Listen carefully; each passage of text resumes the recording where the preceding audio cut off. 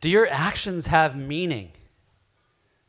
Well, it seems to me that pretty much everything you do in your day matters for one reason only. It means something to you. You don't care about the electron waves in your phone or the dots on the screen, except for the fact that they convey something. They convey the fact that your girlfriend just broke up with you. Or they convey the fact that you're about to run into a bridge. Okay? It's the meaning that matters to you in your day. So when we talk about physics, physicists study matter, energy, space, and time. Those four things. Meaning doesn't fit in there anywhere. Well, why is that? Why can't we explain what it's like to be on a sunset with your loved one with physics? Well, because meaning is considered to be relative, right? So this glass of water, to you, you might say it's half empty. I might say it's half full. That's a relative statement. So the reality of the glass of water is totally relative to the person. Makes it hard to talk in any objective way. But this picture of a baby is, I bet you feel pretty good looking at it, right? And the picture of the snake kind of makes you cringe and repulsive. Well, there is something apparently objective to these things. Let's go a little further. What if you spend all day at work on Facebook? What if you spent all your time with your daughter talking on the phone to somebody else? Or what if you spent all your time in the car driving at over 100 miles an hour? Well, you'd land into pretty consistent consequences, right? You'd get fired. Unless you work for Facebook. You'd find your kids getting into trouble. And you would find that you'd probably get in a car accident at some point or another.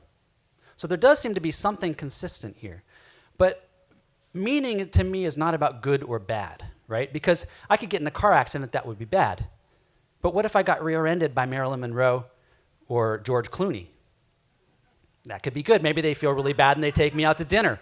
Could be good. So meaning in that sense does seem to be relative. But the question I want to ask is there something consistent that we can assign numbers to in meaning, or is it relegated to the psychologist's couch?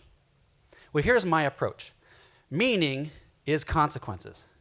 So in the middle path here, you can see I'm behaving recklessly by driving really fast, and I'm leading to certain consequences. I've got a lot more consequences of car accidents on that middle branch than on the other branches. So there's this randomness, but what determines whether or not we're actually going to get in a car accident?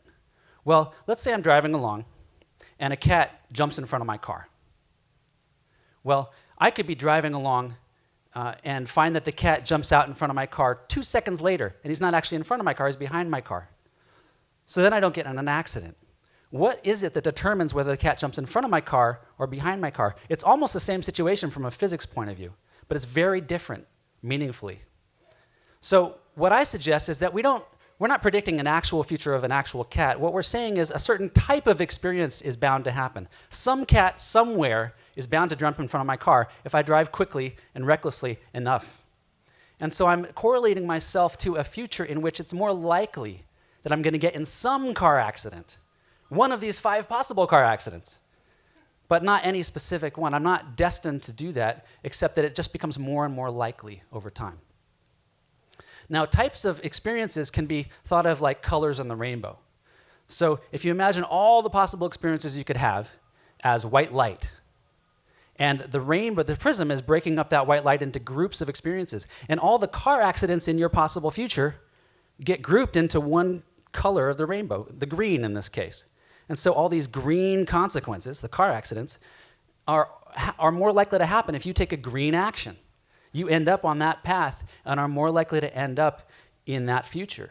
Doesn't mean you're going to, right? There's a 1 out of 5 chance there that you won't. But there's a 4 out of 5 chance now that you are going to get in a car accident. So what does this mean for you? Well, I would suggest that maybe we step back and look at it in a positive light. If we're always making choices in life, and the things that we choose to do are bringing about certain types of experiences more likely than others, maybe it's time to buy that plane ticket to Italy. Maybe it's time to take the first step in forming that rock band you always wanted to form. Maybe it's time to take the first step towards doing something you really love and want to create in the world. More importantly, maybe it's time to take that first step in fighting for a cause you believe in. Because it may be that the outcomes you're seeking will become more likely just by getting started.